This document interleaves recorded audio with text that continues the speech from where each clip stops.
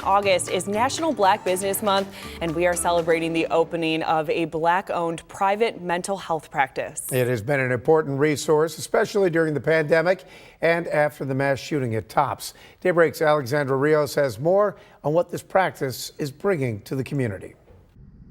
Behind these doors, there's a new space for people to focus on their mental health. So my target audience is the Black community, so I definitely do want that to be known. I am not shy about saying that at all. Elise Flounder is from Buffalo and has experienced trauma as a kid. Both of my parents were part of the crack epidemic. And once her dad got clean and finally got custody of her, things changed for the better. He was able to get me the help that I needed, which is counseling, and that literally turned my life around because I was maybe 11 or 12, and if I did not receive that, I probably would have been not here today.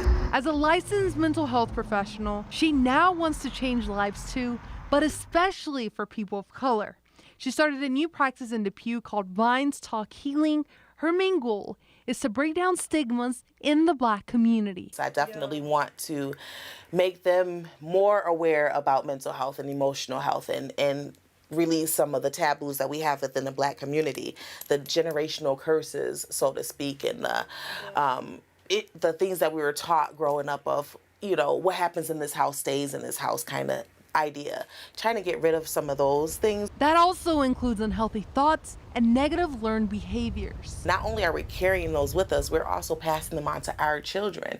And so we're just becoming into this rut, so to speak. Elise wants people to know that if you are struggling, you are not alone.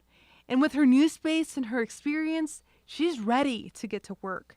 She says people in the Black community have already reached out to talk about important topics like racism and racial inequality. I'm just grateful to have the opportunity to actually do what I was purposely called to do.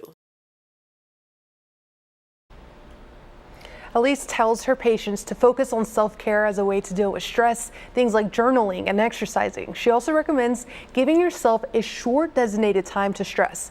Get it out of your system instead of having negative thoughts on your mind the entire day. And finally, she encourages people to give counseling a try or to simply try again. Even if it's not with her, it's important to find someone that is a good match for you.